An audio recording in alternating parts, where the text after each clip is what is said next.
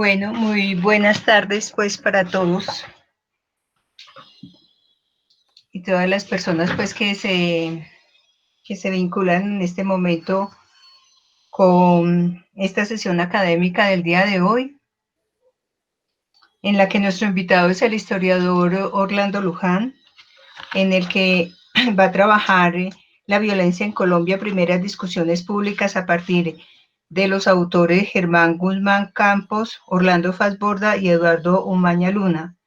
Esta sesión eh, se realiza dentro del programa de salas concertadas que tenemos con la Alcaldía de Itagüí y el Instituto de Cultura, Recreación y Deporte. Entonces, bienvenido pues Orlando, yo creo que es una temática que no ha perdido pues su vigencia y muy bueno poder reflexionar y retomar muchas de las primeras personas que hicieron estas reflexiones alrededor de la violencia en Colombia. Bienvenido. Bueno, muchas gracias a Mantina, bienvenido para todas las personas que han participado de este encuentro que tenemos cada 8 días, ahora en el marco pues de lo que es salas concertadas con el municipio de Itagüí. Es por eso que ustedes ven en las convocatorias los logos correspondientes a lo que es hoy el Instituto de Cultura, Deporte y Recreación del municipio de Itagüí. Y eso es un esfuerzo de varias organizaciones que venimos realizando con la idea de que pues, el Instituto de Cultura de la localidad apoye un poco las diferentes iniciativas que venimos realizando organizaciones sociales y en particular las culturales también, para favorecer, digamos, en torno a temas relacionados con lo local o con reflexiones que apunten un poco a comprender los fenómenos que han sucedido y continúan sucediendo en nuestras ciudades y particularmente en el municipio de Itagüí. Y es por eso que pues yo quisiera partir de qué motivó escribir este artículo, esta reseña más bien. Por eso en la convocatoria expresaba como que la clave sobre la cual se iba a presentar este libro es a modo de reseña, pero hay dos antecedentes que me parece importante resaltar y que dan origen, cuando uno se aboca a trabajar un tema y abordarlo, siempre tiene en cuenta esas experiencias cercanas y vitales que se dan en la experiencia, puede ser académica o social que uno tenga. Entonces, en ese sentido, una primer antecedente, digamos, o un primer elemento que motivó reflexionar sobre este tema de manera reciente, pues en lo local, tiene que ver con que tres amigos nos sentamos a pensar sobre el tema, sobre la violencia en particular del municipio de Itagüí, y entonces el primero de ellos abordó el tema, hicimos eso fue en el año 2014 o 15, no recuerdo muy bien en estos momentos como la fecha. Entonces nos repartimos tres temas. Uno de ellos abordó desde el punto de vista antropológico y también a partir de fuentes secundarias que indagó y primarias, logró, digamos, rastrear cómo fue el fenómeno del narcotráfico, perdón, de los paramilitares y toda el microtráfico que se ejercía en el municipio de Itagüí en un periodo que él nos propuso con los niños y las niñas de la localidad. Entonces hizo una reflexión que apareció en la revista de Antropología de la Universidad de Antioquia. Un segundo expositor indagó sobre el fenómeno de las presencias de grupos ilegales en la localidad, y la otra persona, que fui yo, pues indagué, cogí la prensa, el espectador, el tiempo y el mundo desde el año 1992 hasta el 2002, que como bien ustedes saben es uno de los periodos más complejos de la violencia en Colombia y en particular pues en Antioquia y de manera mucho más específica en el Aburrá Sur, ¿cierto? Entonces ahí hicimos a partir de todas estas fuentes que como ven son variadas, y eso nos dejó como un poco, digamos, antojados con respecto al tema, pero llegábamos, o yo de manera particular llegaba a una conclusión a partir, por ejemplo, de las reflexiones que hacíamos ahí, después de cotejarla con otras fuentes documentales que uno de los municipios que históricamente ha sido más violento del Valle de Aburrá, de los 10 municipios, ha sido Itagüí, ¿cierto? ¿Por qué? ¿Cómo explicar esa dinámica? Eso fue entonces uno de los hechos que empezó a calar en nosotros la idea de empezar a indagar. Realmente es un tema interesante porque entonces permitió reconocer en lo local un asunto. Primero, que así como hay estudios en el orden nacional y en el orden, digamos, incluso departamental, de cuál ha sido la dinámica del conflicto y en particular de la violencia, quisiera señalar este primer texto que se llama Dinámica Espacial de las Muertes Violentas en Colombia desde el año 1990 hasta el 2005, que era un poco el periodo que yo escogí para abordar la prensa, y tiene una suerte de gráficos y de información cuantitativa que cotejada con los estudios que hacía la Personería de Medellín en su momento para explicar un poco todo el fenómeno de las muertes violentas puestas en el marco del conflicto, identificando actores que ustedes, como ven el informe de Basta ya, es bastante específico en términos de los actores armados, así como de la misma institucionalidad representada a través de la fuerza pública, de acuerdo pues al estudio que hace Basta ya. Entonces uno ponía eso a los estudios más o menos que se habían hecho en el año 1999, recuerdo uno que hizo la Corporación Región para hablar un poco de la dinámica del conflicto en la localidad, y ponía uno los gráficos y encontraba una explicación que decía que así como había un incremento en los primeros años de la década del 90, hasta llegamos el 98, eso era un incremento significativo. Cuando uno ponía los gráficos para explicar ese mismo fenómeno con respecto a la ciudad de Itagüí, encontraba algo muy relacionado en términos de esos picos elevados que se iban presentando en la localidad, así como en el país y especialmente en el departamento.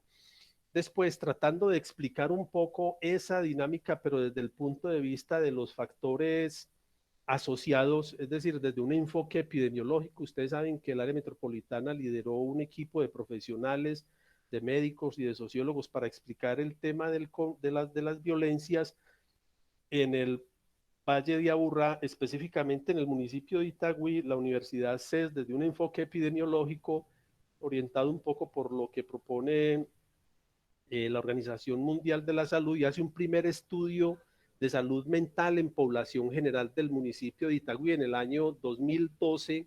Este se estudia unos resultados, como ven, factores asociados en torno al alcohol, en torno a las drogas ilícitas, como lo expresan ahí, violencia intrafamiliar y la que sucede en el barrio. Al próximo año, la misma universidad, la Universidad CES, publica un estudio que se llama Violencia, Comportamientos y Factores Asociados en Itagüí 2012-2013. Entonces, igualmente desde un enfoque epidemiológico, estos dos trabajos entonces nos aportan un elemento.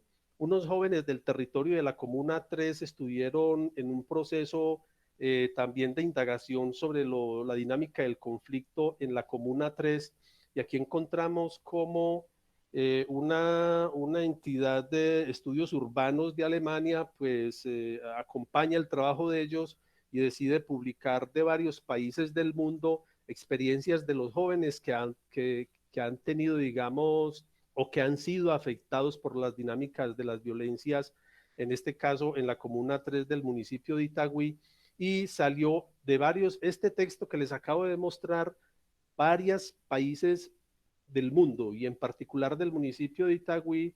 Se edita este libro en inglés en el que se retoma los efectos de la violencia sucedida en la Comuna 3 del municipio de Itagüí.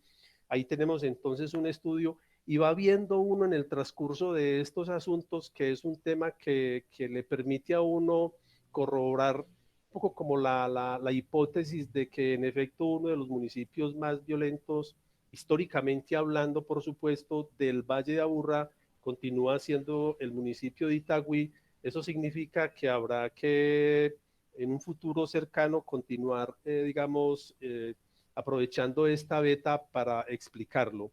Ese es un primer antecedente que quería señalar. Un segundo antecedente tiene que ver que en el año 2018 el grupo de investigación Cultur de la Universidad de Antioquia, de la Facultad de Ciencias Sociales Humanas, del cual hago parte, pues propusimos un proyecto editorial para publicar un libro que tuvimos la oportunidad de conocerlo hace el mes pasado, que se llama Travesías y Panoramas en la Historia Colombiana, para volver a mirar el presente, y ese texto recoge entonces este proyecto editorial que aparece como punto de, digamos, de propuesta en el año 2018, y pues yo lo que hice, miré la oportunidad entonces de que el tema de la violencia que había estudiado en ese momento lo abordara ahora desde una perspectiva historiográfica con base a, a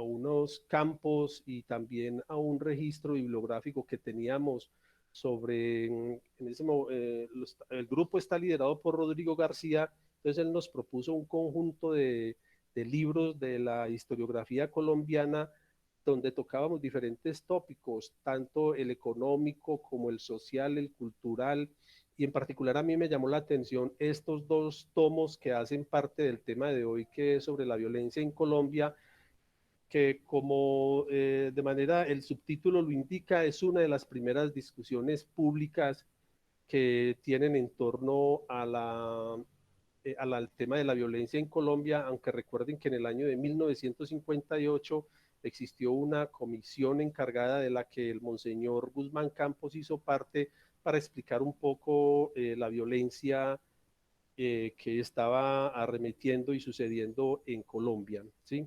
Entonces, este es el segundo antecedente, el grupo de investigación cultural de la Universidad de Antioquia, liderado por Rodrigo García, y yo escogí el tema con estos dos textos perdón, dos tomos, y con el texto que lleva por título La violencia en Colombia, y es el tema que quiero compartir, pues la reseña que quiero compartir con ustedes, tratando, como les dije al principio, de poner la lupa sobre el territorio. Por supuesto, eso será un tema sobre el cual hay que seguir, digamos, explorando. Yo creo que podría una segunda fase es como más del nivel de las encuestas de percepción, obviamente contando pues como con el apoyo tanto desde lo público y lo privado para que estos temas resulten ser, digamos, del interés, ¿cierto?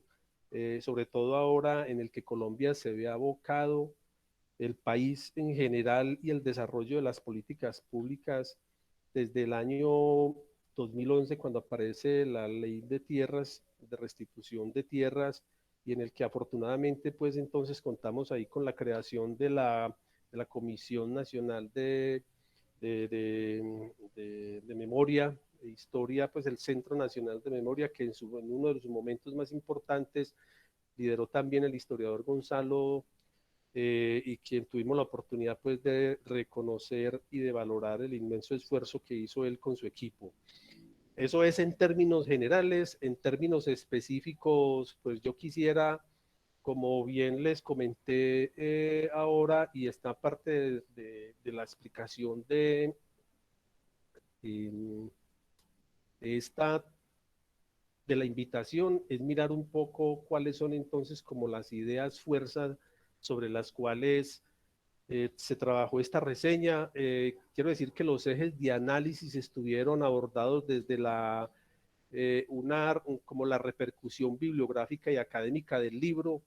Les voy a contar cómo desde el mismo año en que aparece, si mal no estoy, en julio es el mes que aparece el primer tomo, porque el tomo aparece meses, del segundo tomo aparece meses después, hasta el año 2018, que fue donde empecé, digamos, a hacer el rastreo bibliográfico, y lo que pude encontrar es que en el mes de septiembre, la revista Javeriana publicó un artículo en donde genera una opinión bastante controversial en el primer tomo que aparece de la violencia en Colombia. Igualmente la prensa, tanto liberal como conservadora, se encargó de generar prensa, noticia todos los días, porque pues eran tres figuras, uno de ellos es Monseñor que tuvo, digamos, autorización por parte de la iglesia para que hiciera parte de este equipo, un sociólogo, uno de los sociólogos más destacados del país, que es Orlando Falsborda, que para esa época ya había creado la Facultad de Sociología de la Universidad Nacional. Igualmente el jurista, perdón, Eduardo Umaña Luna, que como ustedes bien saben tienen, digamos, hartas repercusiones en torno a uno de los asuntos más álgidos de ese periodo, que fue los presos políticos. Entonces, este equipo se encargó de publicar este libro y, como les decía, recibió toda suerte de comentarios, toda suerte de críticas. El mismo Falsborda hace dedica unos buenos líneas a ese aspecto. Y después en el año 2018 aparece, sí, entre el 62 y el año 2018 aparece unas publicaciones que rastreada y que no aparecen en la reseña, como ustedes pueden apreciar en el libro que ya está dispuesto en la página web del Centro de Historia de Itagüí. Ahí pueden encontrar todas las reseñas e incluso esta sobre la cual quiero compartir con ustedes. Y les decía entonces que hay información que uno no contiene en la reseña, pero yo pude hacerle seguimiento a 40 textos que a lo largo de estos años, del 62 al 2018, eh, hicieron referencia explícita, ¿cierto? Y otra como referente bibliográfico central para abordar, digamos, los estudios sobre la violencia en el país. 40 textos, ¿sí? Vale decir que el año en el que aparecen más publicaciones, específicamente sobre el libro La violencia en Colombia, escrito por los tres personajes que les acabo de mencionar, es en el año 2012. ¿Y por qué en el año 2012? Porque es justamente ahí cuando cumple 50 años de aparecer el libro publicado no solamente como texto, sino como debate, como opinión pública sobre un tema que continúa siendo para la actualidad, como nos decía ahora Mantina, de una importante vigencia. Entonces, estos 40 textos los pueden encontrar ustedes referenciados los que hacen referencia explícita al libro en particular, en el que se destacan, por ejemplo, escritores como Jefferson, un sociólogo que hace unos artículos muy interesantes en revistas en el año 2012, y ahí tenemos oportunidad de indagar, y con la tesis de maestría, una estudiante de la Universidad de los Andes en ese entonces hace una reflexión muy interesante acerca del registro fotográfico. Fueron aproximadamente 70 fotos, y a partir de ahí, a partir de ese análisis que hace la profesora sobre el libro La violencia en Colombia y el contenido de las 70 fotografías, el cuerpo en la plástica, en el arte colombiano, no volvió a ser el mismo, ¿sí? Entonces, con el planteamiento que hace la revista Javeriana, donde hace una serie de comentarios poco favorables al primer tomo que sale de la violencia en Colombia, hasta la publicación que hace eh, la estudiante entonces de la Universidad Javeriana sobre la violencia en Colombia. Tenemos entonces que es un tema que para entonces y para hoy se llama Isabel Díaz, y el texto se llama La violencia en Colombia, reconstrucción y análisis de la colección fotográfica del libro de Germán Guzmán Campos. Es una tesis de maestría, perdón, no es de la Universidad Nacional, de la Universidad Jorge Tadeo Lozano en el año 2018. Entonces, con este marco de referencias, yo voy a pasar a hacer una lectura de la reseña, y me detendré en algunos momentos retomando algunos aspectos que como ven ustedes, no están contenidos, porque es un tema que tiene una hondura importante y actual para el país. Entonces voy a pasar, como les digo, voy a utilizar un poco la técnica, o más bien esta metodología de hacer una lectura del artículo y de comentar algunos aspectos que quisiera resaltar. Si alguno de ustedes al final o durante la charla quiere hacer algún tipo de intervención, bienvenido. Entonces, que sea un motivo para que este texto sea, digamos, del agrado para que ustedes tengan la posibilidad de retomarlo ahora en diciembre, estos dos tomos del libro La violencia en Colombia, escrito por Germán Guzmán Campos, Orlando Falsborda y Eduardo Umaña Luna. Primeras discusiones públicas.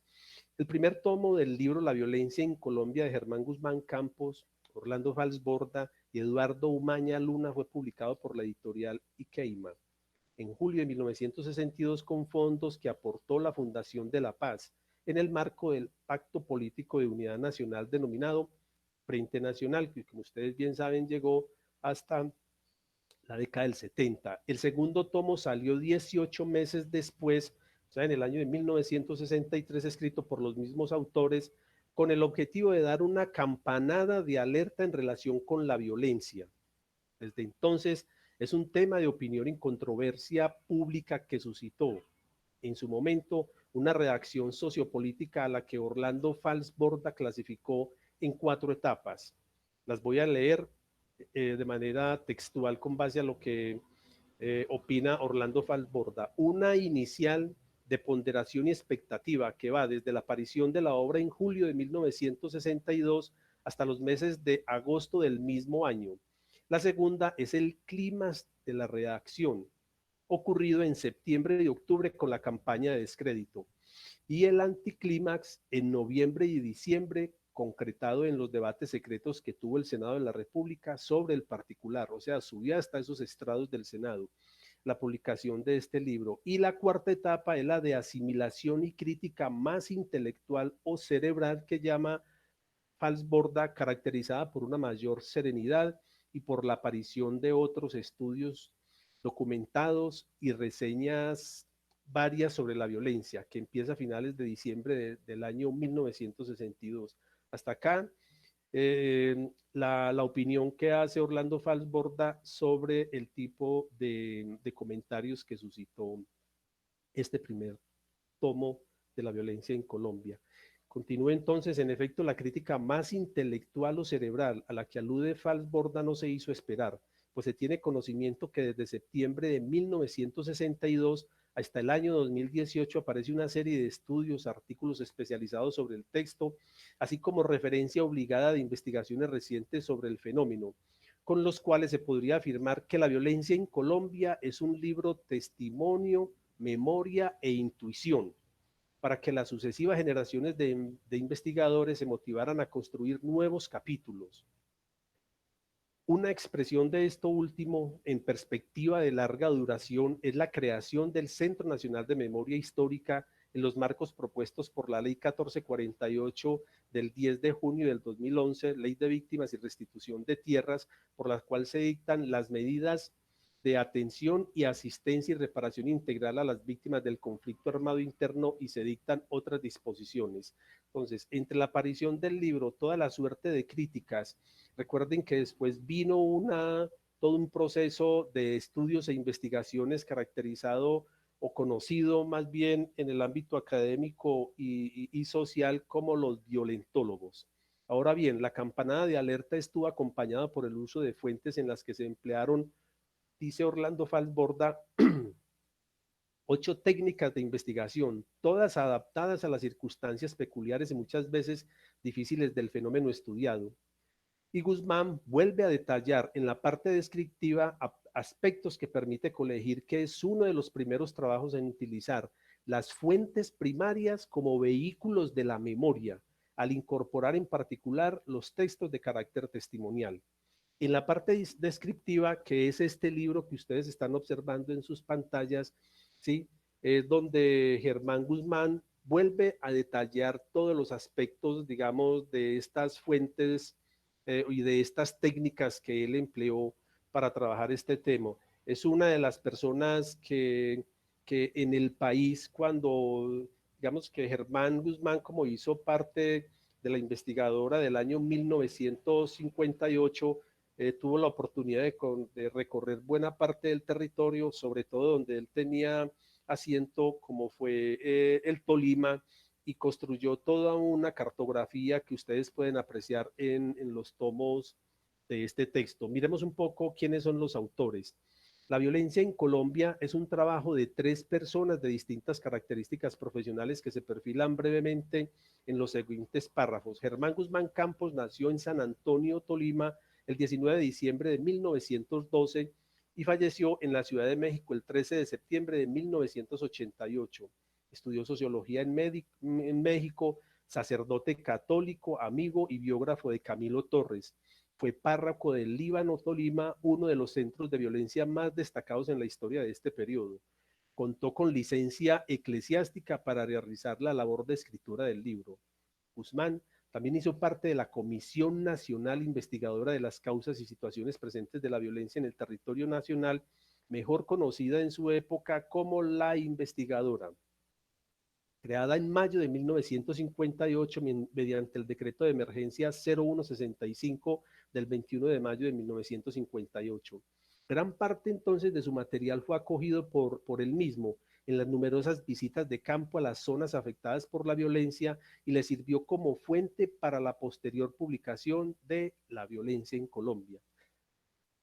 La impronta del etnógrafo de la violencia, que así lo llama Jefferson Martín en un texto que trata sobre el libro La violencia en Colombia, 1962-1964, radiografía emblemática de una época, tristemente célebre, entonces lo llama Jefferson el etnógrafo de la violencia. Del primer tomo elaboró 10 de los 13 capítulos y son básicamente descriptivos, así como las palabras finales que brindan la información para el análisis sociológico de Falsborda y Umaña Luna. Del segundo tomo elaboró 8 de los 14 capítulos orientados a describir la historia y la geografía de la violencia, los elementos estructurales del conflicto y la terapéutica sobre la violencia. Todo ello configura el andamiaje central de la obra. Vamos a ver ahora, a Orlando Falsborda le correspondió la parte interpretativa del primer tomo, con un capítulo sobre la sociología de la violencia y otro sobre la estructura social colombiana, además del epílogo. En el segundo, contribuyó con una amplia introducción en la que revela la dinámica de percepción del primer tomo desde el punto de vista de la sociología del conocimiento, a partir de las reseñas y comentarios publicados en periódicos y revistas. Ese segundo tomo es muy interesante porque lo trae uno a colación con este debate que hay ahora en el país sobre los acuerdos del acuerdo de paz logrado, sobre la JEP, etcétera. En Colombia, por eso lo decía ahora, desde una perspectiva de larga duración, creo que es comprensible un tema tan complejo y dinámico como el de la violencia en este país. Falsborda entonces nació en Barranquilla, Atlántico, el 11 de julio de 1925 y falleció en Bogotá en el 2008. Realizó estudios de maestría en la Universidad de Minnesota, Estados Unidos, en 1953 y obtuvo grado de PhD en Sociología de la Universidad de la Florida en el año de 1955 y en el 59 junto con Camilo Torres Restrepo y Eduardo Umaña Luna fundaron la Facultad de Sociología de la Universidad Nacional de Colombia. También fue uno de los autores que aportó a la consolidación epistemológica de la investigación, acción participativa IA, bien mayor conocida como la IAP, y entre el año 1953 y 87 escribió 40 artículos y 33 libros. Se destacan igualmente monografías y ensayos realizados entre el 55 y el 86 que lo definen como un escritor prolífico. Por su parte, Eduardo Umaña Luna nació en Bogotá en 1923 y falleció en la misma ciudad el 28 de mayo del 2008.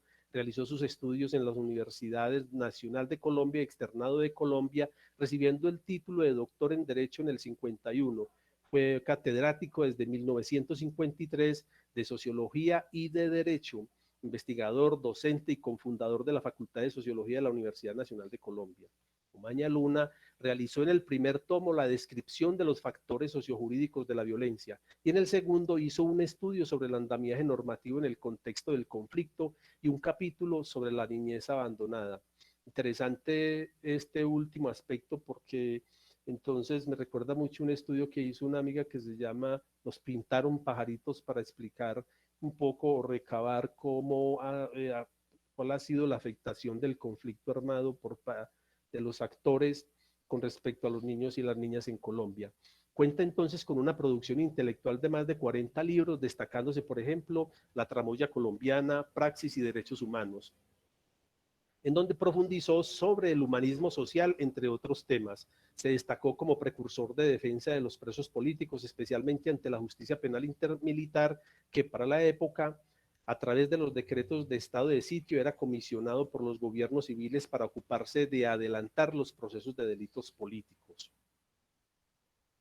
Estos tres intelectuales se encargaron de proporcionar la impronta innovadora al libro, en tanto hay un esfuerzo para darle lo que hoy se denominaría una mirada transdisciplinar al fenómeno, pues combina competencias de la historia, la antropología, la filosofía, la sociología y el análisis estadístico. En este sentido, el investigador Carlos Ortiz destaca la calidad e innovación del estudio en los siguientes términos, leo textualmente: existe allí un enriquecedor acercamiento a las fuentes, distintos de la mirada etnocentrista del científico, que reduce sus interlocutores a nada más que datos manipulables por las teorías.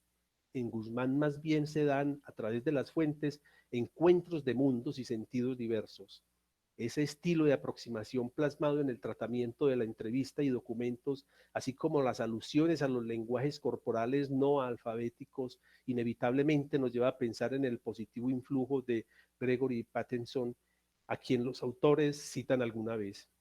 Cierro comillas la cita que nos hace Carlos Ortiz, justamente el acercamiento a las más variadas fuentes, así como a las corrientes de intelectuales que influenciaron a los autores, evidencian que fueron incorporados a la estructura del texto. Por ejemplo, para Falsborda, el marco teórico de la violencia en Colombia es funcionalista, siguiendo el pensamiento de uno de los teóricos de la época, como era Robert Burton y Talcott Parsons, entre otros muchos, en tanto que interpretaba el conflicto violento como un asunto de acumulación de disfunciones en el sistema social. Falsborda es enfático entonces en lo siguiente, leo de manera textual: el conflicto tiende a ser disfuncional para una estructura social en la que no hay tolerancia e institucionalización del conflicto, o en las que hay, pero de manera insuficiente, dice Coser en su tratado de funciones del conflicto social. Esta hipótesis parece hallar confirmación en el caso colombiano. Atacada la base del consenso valorativo del sistema social más amplio e influyente que era la nación, quedó amenazado el equilibrio de esta. Sin embargo, dice Orlando Falsborda, el conflicto subsiguiente no fue la mayor amenaza para el equilibrio y solidez de aquella estructura, fue la intolerancia y la rigidez misma de ella su mayor peligro. Este es un poco una de las ideas nucleares que plantea Orlando Falsborda en este texto para explicar el fenómeno del conflicto orientado por estos pensadores o teóricos de la época. ¿Cuál es la estructura de la obra? Veamos unas ideas fuerza. Dos ideas fuerzas, a mi modo de ver, destacan sobre el conjunto de las que se encuentran presentes en los dos tomos, y en torno a ellas se concentran los esfuerzos en los siguientes párrafos. Para iniciar, la estructura del primer tomo se compone de tres partes, que inician con un prólogo para la edición analizada escrita por Falsborda, manteniendo en el mismo año de 1962 más la parte testimonial que hace Guzmán Campos. La primera parte desarrolla la historia y geografía de la violencia, compuesta por 4 capítulos. La segunda habla propiamente de los elementos estructurales del conflicto, compuesta por 6 capítulos. La tercera parte contiene la sociología de la universidad y se compone de 3 capítulos. Aquí lo interesante es que hay un esfuerzo por parte de Guzmán de esa información empírica que tenía en sus manos, la vierte sobre este capítulo y construye una, digamos, una cartografía a partir de las fuentes testimoniales que de manera muy rica y en extenso tiene en este texto. Este primer tomo cierra con 2 últimos artículos. El primero es un epílogo titulado Posibles Perspectivas, que realizó Falsborda, y el segundo son las palabras finales, escritas por Guzmán Campos. Hay que resaltar también la bibliografía utilizada, la cual corresponde a los avances logrados en la época, así como el ejercicio de una cartografía de la violencia que construyó Guzmán Campos. La idea fuerza que gravita en este primer tomo se relaciona con la reflexión que Guzmán Campos y Falsborda realizan sobre las consecuencias de la violencia. En el capítulo 11 de la tercera parte llaman la atención los siguientes temas: mortalidad, pérdidas materiales, migraciones internas y cambio en las actitudes del pueblo campesino. Pues la violencia es algo que más que una hecatombe brutal, y que los incendios y que la miseria, es uno de los énfasis que le pone Guzmán, pervive en sus más hondas implicaciones, macerando factores que precipitarán un cambio radical de estructura en el país. El segundo tomo se compone de 3 partes en la introducción que escribió Falsborda en 1963, acompañada con 6 numerales y seguida de una reflexión que hace Umaña Luna sobre la etiología de la violencia. Su primera parte versa sobre las normas propias y actitudes del conflicto, compuesta por 5 capítulos. La segunda, titulada Un problema social, la niñez abandonada, con un único capítulo escrito por Umaña Luna. La parte tercera, En busca de una terapéutica, inicia con una introducción compuesta por 8 capítulos. Una de las ideas fuerzas presentes en este segundo tomo, es la que hace Umaña Luna en torno a la niñez abandonada. Al respecto dice Umaña Luna: no se trata únicamente de adelantar acción represiva contra los adultos criminales. Hay algo que tiene prioridad y que es más importante. Se trata de la política preventiva para la defensa del organismo social, que debe abarcar todos y cada uno de los frentes de obligada asistencia gubernamental. La protección al menor de edad es tal vez el más relevante de todos estos propósitos. Acá entonces es donde hace énfasis eh, Eduardo Umaña Luna. Política preventiva y de protección al menor de edad, que es vigente en un contexto turbulento como el que se caracterizó en la primera década del siglo XXI. Evidencia de ello es una investigación del año 2008 que indagó por las implicaciones del conflicto armado en la niñez colombiana, y lo que constató es que, con su mínimo accionar al respecto durante medio siglo, las instituciones del Estado no afrontaron con seriedad el problema, y simplemente frente a él, a los colombianos los pintaron pajaritos, que es el texto que aludía ahora sobre la indagación y profundización, partiendo un poco del referente que nos plantea Eduardo Mañanuna. En el anterior paneo de la estructura de la obra se deja ver también las etapas de la violencia, la periodización en la que se mueve el estudio para dar una campanada de alerta, como nos lo advertía Orlando Falsborda sobre la violencia en Colombia, oscila entre el 1948 y 1958. Temporalidad que se caracterizó por el asesinato de Jorge Eliezer Gaitán el 9 de abril de 1948, hasta la aparición de un protagonista que adquiere el nombre de el nuevo antisocial, es decir, el nuevo criminal o el criminal bandolero. Es Guzmán quien propone reducir el proceso de la violencia en las 5 etapas o periodos siguientes, que son desde el año creación de la atención popular, 1948, la primera ola de violencia, 1949, la primera tregua en el 53 y 54, la segunda ola de violencia que va del 54 al 58, y la segunda tregua que es la del año 58. Recordemos que este periodo lo basa él con base a la experiencia que tuvo en la investigadora de la cual hizo parte hasta este periodo del año 58, información que, como les contaba ahora, fue fundamental para que él después, junto con los otros 2 autores de estos 2 tomos, realizara su publicación en julio de 1962.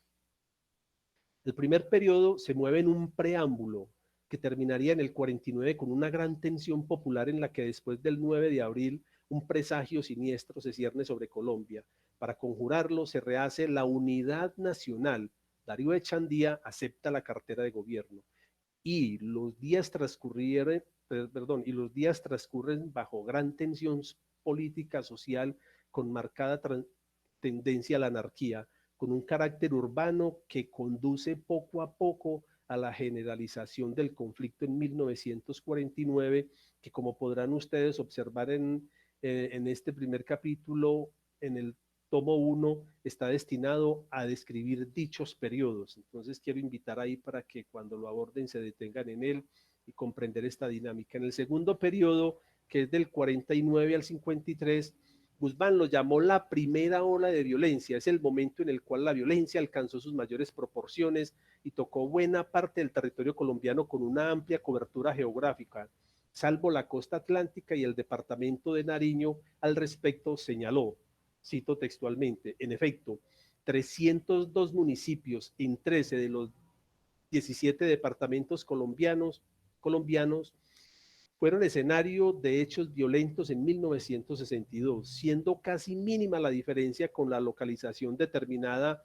en este estudio para 1948-1958, variando sensiblemente el número de víctimas.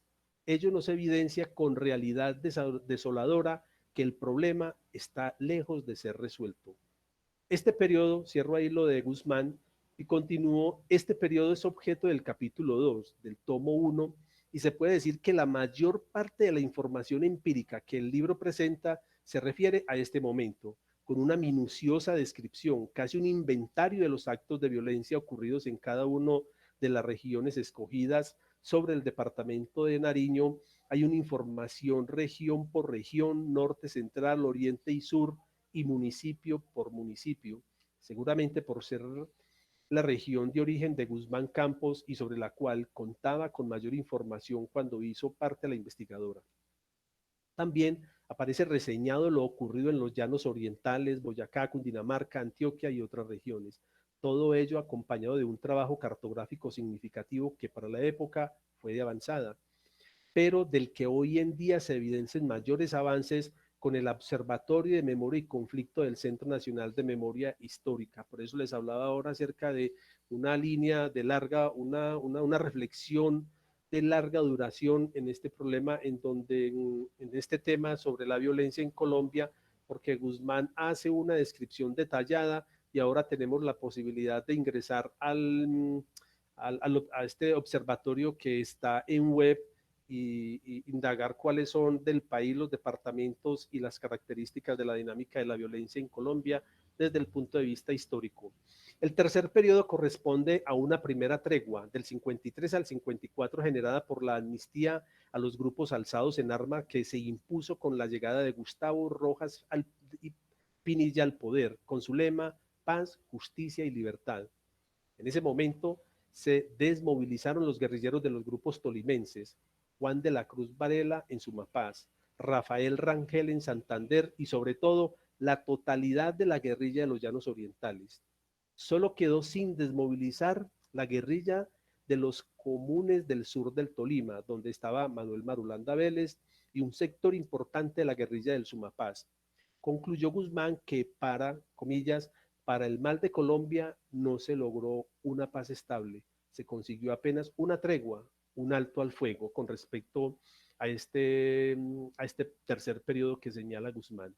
El cuarto periodo descrito en el capítulo 3 corresponde a la segunda ola de violencia entre el 54 y el 58, momento de inicio del Frente Nacional, del 58 al 74 duró el Frente Nacional, o acuerdo de reparto equitativo del poder gubernamental entre las élites liberales y conservadoras.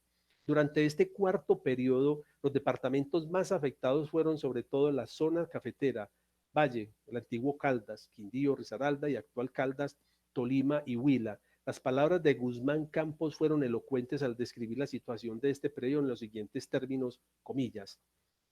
El llamamiento del gobierno militar a la paz no logró estabilizar un clima de sincera conciliación que erradicara los encornos partidistas.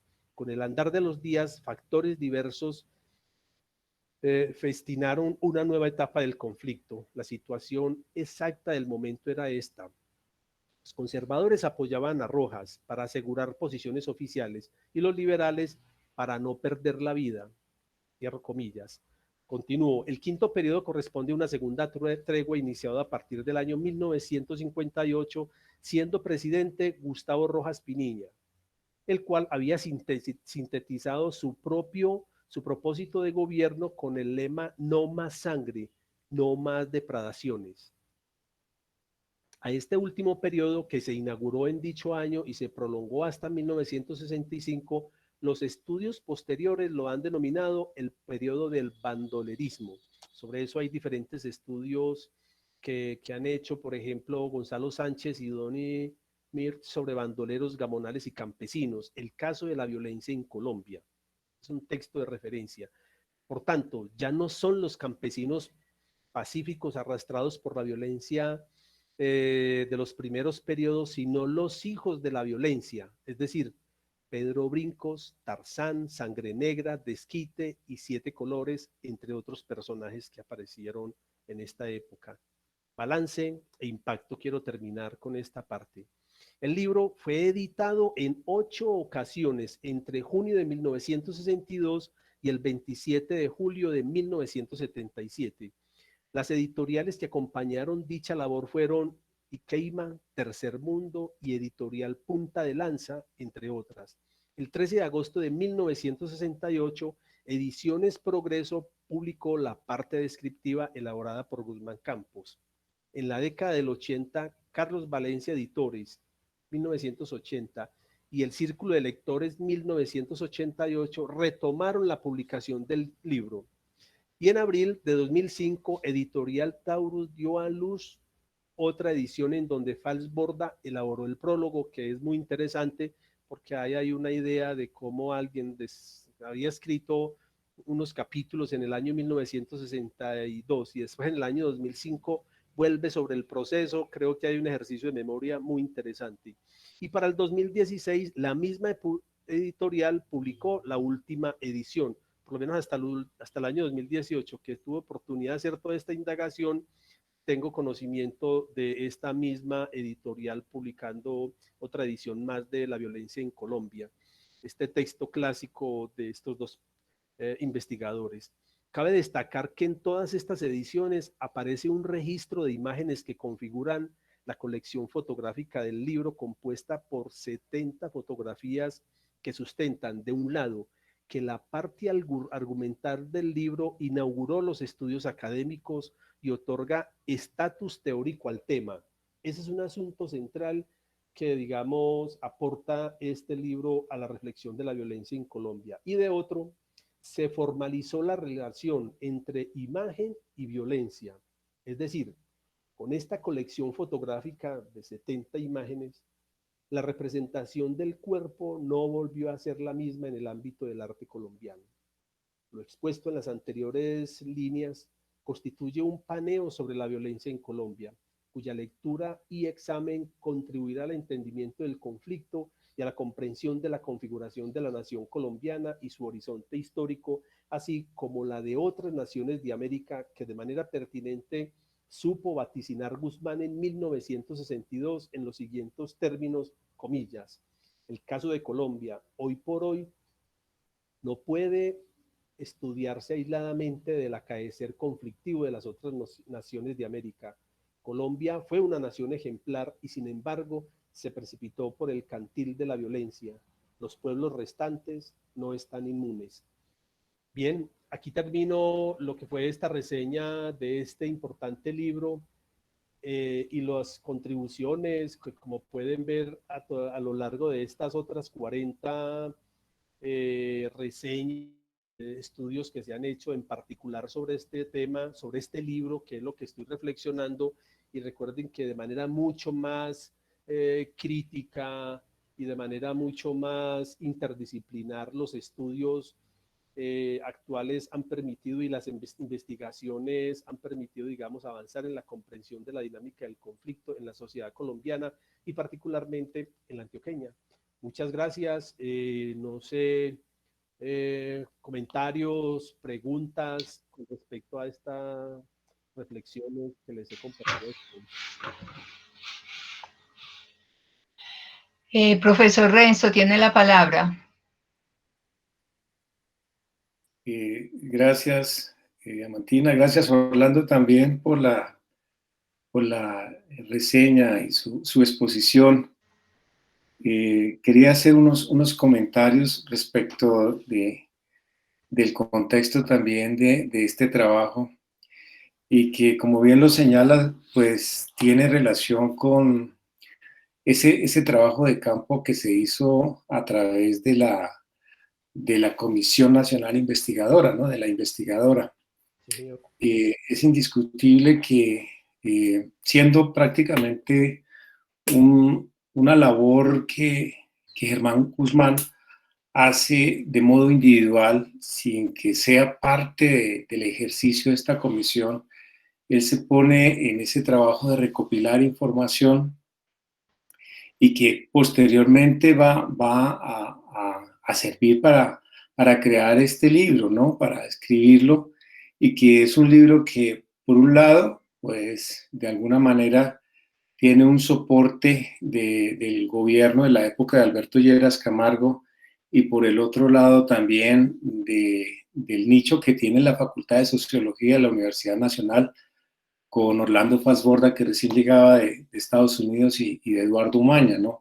Ese texto indudablemente que ayuda a comprender lo que sucedió en esos años de violencia en el país, pero hay algo que también quiero señalar, que tú también lo comentabas, Orlando, y es que Monseñor Germán Guzmán, él estuvo en el Líbano, él fue párroco allí, y resulta que el Tolima fue en aquella época epicentro de la violencia. Colombia se convirtió en epicentro de violencia a nivel mundial, con casi 2 millones de desplazados que llamaban en aquella época refugiados políticos, pero el departamento que más sufrió el desplazamiento fue el Tolima, donde aproximadamente las 2/3 partes de la población pues se desplazaron del campo. Y él fue testigo de ese fenómeno, ¿no?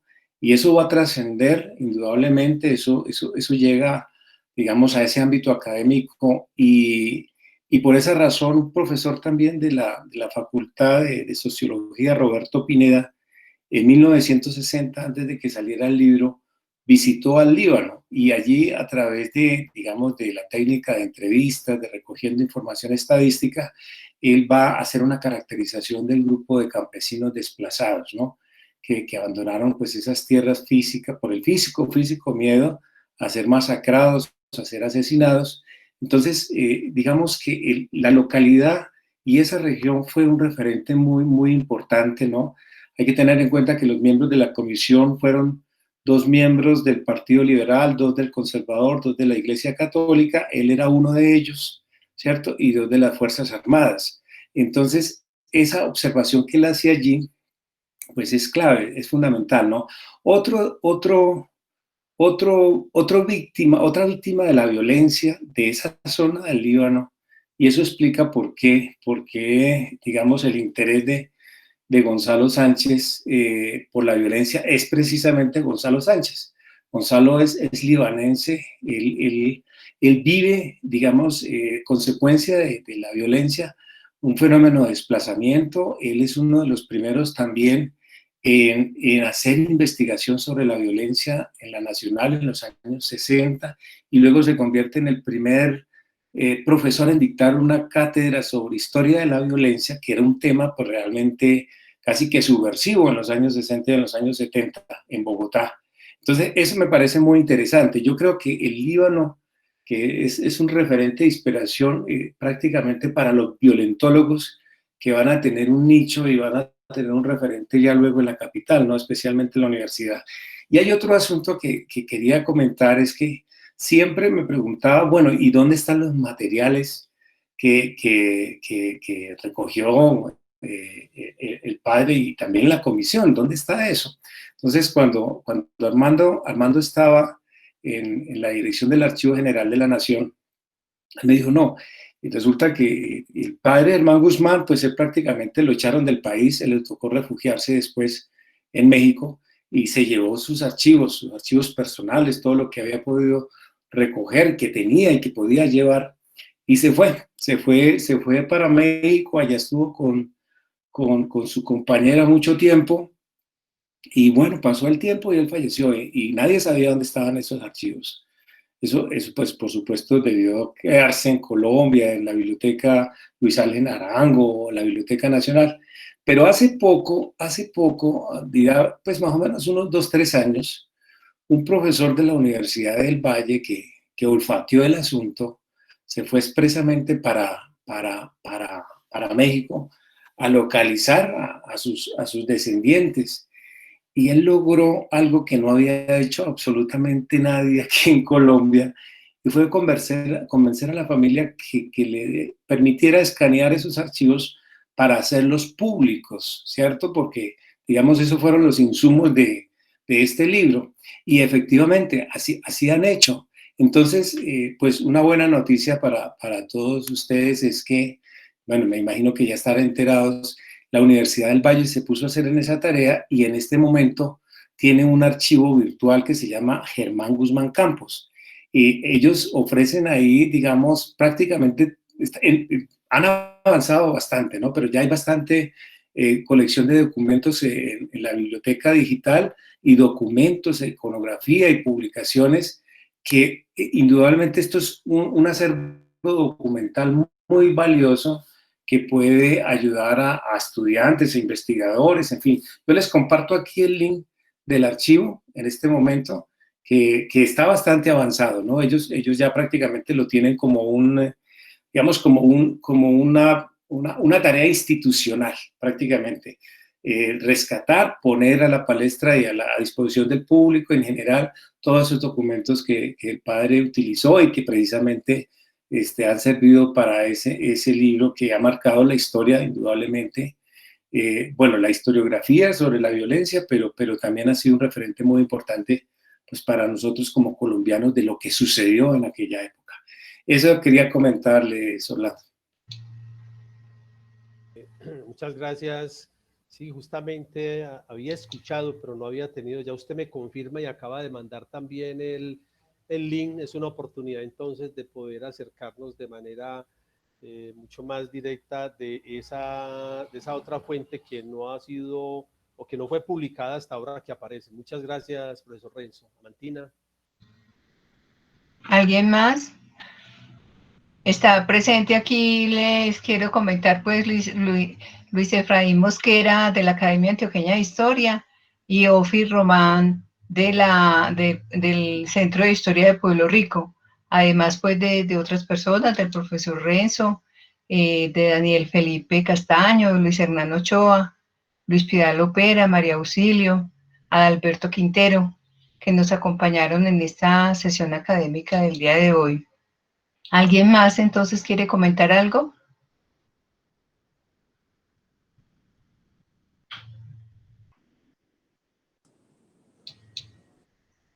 Luis Efraín, ¿quiere decir algo?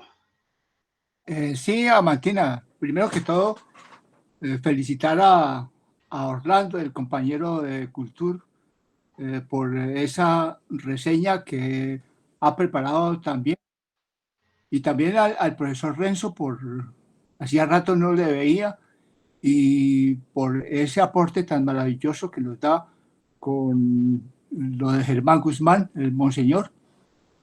Solamente quería hacer una anotación simple. Realmente, leyendo el libro de estos tres personajes, me encontré con algo que me pareció muy curioso. Hubo una nota de Álvaro Gómez Hurtado en donde decía que el libro era perdone la palabra, no recuerdo la palabra exacta, pero decían, es una porquería, porque no estaba de acuerdo con la forma como había planteado. Él decía que había cogido muchos elementos que los habían manipulado. Realmente uno se da cuenta que esa dificultad de comprensión del conflicto en nuestro país no es de ahora, sino desde hace mucho tiempo, ¿sí? Y que, si bien, como decía el profesor Renzo, la violencia inicial estuvo en el departamento del Tolima, ahora se ha desarrollado en otros sectores como Nariño, Putumayo, Cauca, en donde se pasó del problema de la tenencia de la tierra por el problema de cultivos ilícitos en un sector donde el gobierno nunca ha podido estar y donde el país tampoco ha entendido qué ha pasado en esos territorios. La gente dice, pero ¿por qué en Nariño, en el Putumayo y en el Cauca se cultiva coca? Pero también pregunto, ¿qué ha hecho el gobierno para poder desarrollar esas regiones? qué ha pasado con los colombianos que no conocemos qué ocurre en esas regiones. Entonces, realmente ese libro es excelente para poder leer y para actualizar no solamente la realidad del conflicto actual, y nuevamente felicitar a Orlando por ese producto tan bueno. Muchas gracias.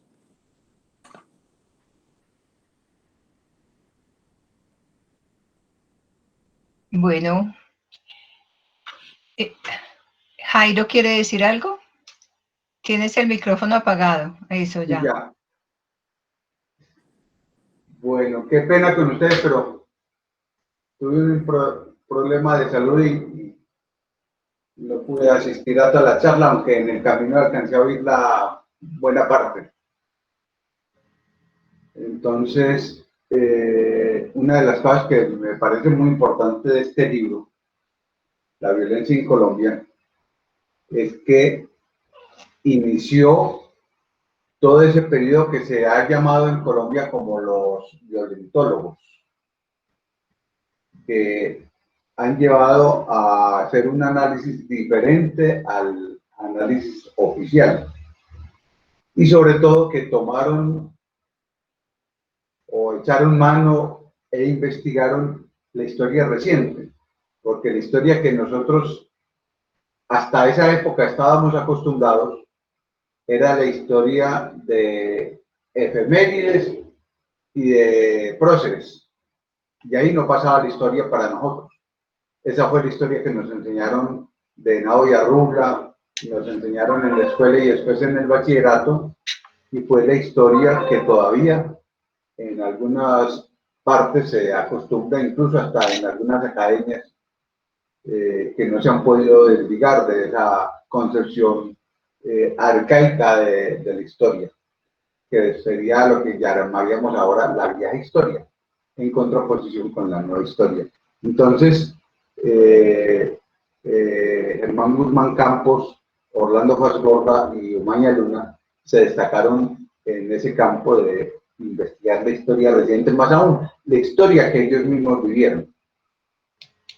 Y lo mismo hizo el Centro de Memoria Histórica bajo la dirección anterior de Sánchez, que hizo un análisis de la violencia posterior a la de los años 50, y que curiosamente en muchas cosas se parece, hasta en el número de muertos. De los muertos de los años 50 y similares, hablan de 300.000. En el informe de memoria histórica hablan de 220.000, y ahora ya entonces, actualizando las cifras, más o menos va redondeando a 300.000. En aquella época eran los pájaros, ahora son los paramilitares y los sicarios. En aquella época era el corte de franela y el corte de corbata, ahora es la motosierra. En aquella época eran los políticos que daban opiniones en Bogotá y la acción la cumplían los pájaros en las veredas y en los pueblos.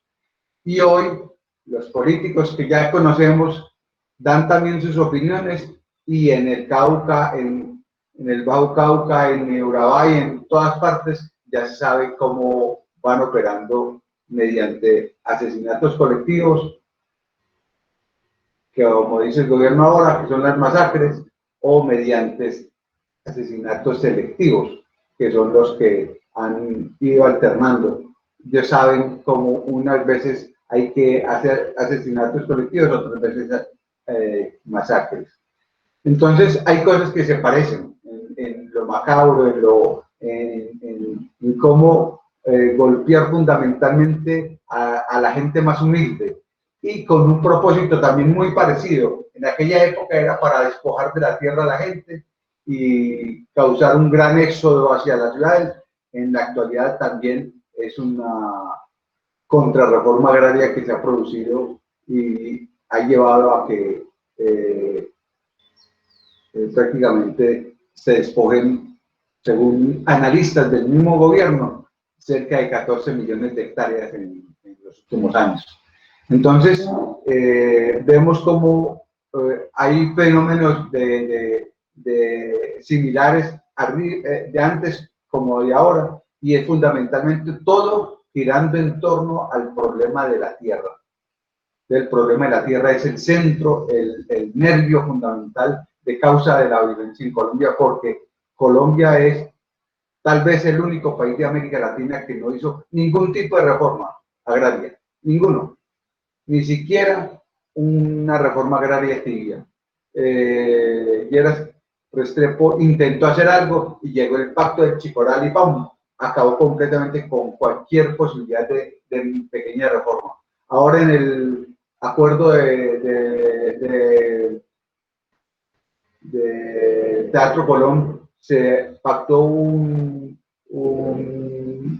punto que era el de la reforma agraria y de todo lo pactado. Creo que ya van apenas 32.000 hectáreas, mientras que se pactaron como 4 o 5 millones de hectáreas.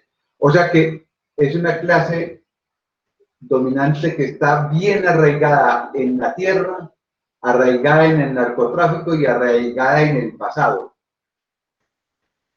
suspirando todavía por la Constitución del 86 y renegando de los pocos avances que se hicieron en la Constitución del 91. O sea que es una historia que se repite en unas veces como tragedia y en otras veces como comedia.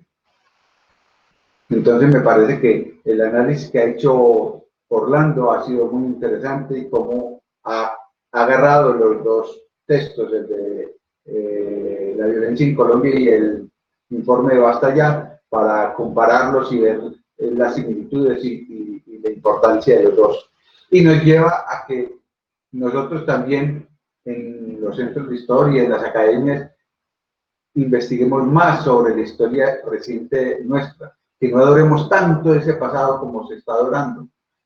Que, incluso cuando hablan del nacimiento o de la fundación de tal ciudad, entonces son glorias a Jorge Robledo, el asesino aquel famoso, que después fue también asesinado, y las glorias a Gonzalo Jiménez de Quesada, las glorias a todos ellos, pero y entonces, ¿dónde quedan los que no pudieron escribir historia? Eso era todo. Bueno, muchas gracias, pues Jairo. No sé si Orlando quiere decir algo. No, agradecer pues a cada una de las comentarios, opiniones, profesor Renzo, el colega Efraín, Luis Efraín, igualmente que Jairo Trujillo y también pues a Mantina, para que tengamos oportunidad de darle continuidad a este tipo de estudios que seguramente alimentarán o harán parte pues de todos esos estudios sobre la violencia en el país y en particular en el territorio de Antioquia, entre otros. Muchas gracias. Bueno, muchas gracias Orlando pues por tu presentación. Con esta sesión académica entonces damos por terminada las actividades de este año 2020 con las características pues particulares pues que tuvieron. Luis Piedad o Mauricio, ¿quieren decir algo? No. Mauricio. Queríamos darle las gracias a Orlando por una exposición tan interesante y además todos los que participaron complementaron muy interesantemente. Es un tema, para mí es nuevo, pero muy interesante todo lo que he oído. Gracias. Bueno. Entonces, les deseamos pues una feliz Navidad y un feliz año pues también. Humberto, ¿quiere decir algo? No, le quería preguntar a Orlando, hay una exposición que él hizo, que hicieron una vez un periodista ahí en el Centro de Historia sobre una tesis que se hizo y hicieron presentación sobre porque me han preguntado mucho, porque mucha gente estaba interesada en saber dónde se puede ubicar esa tesis de grado. Es sobre una cosa que hizo un periodista, una cosa que presentaron sobre cómo matar una estrella. Y algunos me han preguntado dónde pueden ubicar esa tesis de grado para irla a consultar. Humberto, muchas gracias por la pregunta. Te cuento que esa tesis de cómo matar una estrella que presentó el periodista del Mundo, la prensa del Mundo, se encuentra en el repositorio de la Universidad de Antioquia. Espérate un momentico, yo apunto por No, acá. pero no recuerdo el nombre del periodista, Martina, ¿vos lo recordás? No, No lo recuerdo, pero sí sé que cómo matar una estrella, y puedes ingresar ahí al repositorio de la Universidad de Antioquia y te saca opciones y seguramente entre ellas, entonces lo puedes descargar en PDF, porque se puede descargar, él autorizó para que su trabajo de grado fuera de público acceso a través de este repositorio. Ah, bueno, yo le voy a obligar a consultarlo y a los que me han preguntado yo les digo, porque me lo han preguntado varias veces, alguien estaba como muy interesado en leer esa tesis de grado. Y muchas gracias. Claro que bueno, sí, como Humberto. les decía entonces, una feliz Navidad y un feliz año. De todas maneras, nosotros vamos a tratar de publicar entonces el número 4 de la revista Manzanillo ahorita en diciembre. No tenemos todavía una fecha precisa, pero se va a hacer pues de manera virtual y posiblemente algunos ejemplares para el mes más o menos de febrero, ya de manera pues en papel. Entonces, les estaremos avisando también para si hacemos el lanzamiento pues en este mes de diciembre. Muchas gracias entonces a todos los presentes y muchas gracias a Orlando pues también por su trabajo y por su reseña. Muchas Que gracias a estén muy ustedes. bien. Feliz tarde, hasta luego. Bueno, hasta luego, que estén bien. Hasta luego a todos. Hasta luego. Hasta luego a Chao. todos. Muchas Hasta gracias. luego, muchas gracias. Bueno, que estén bien.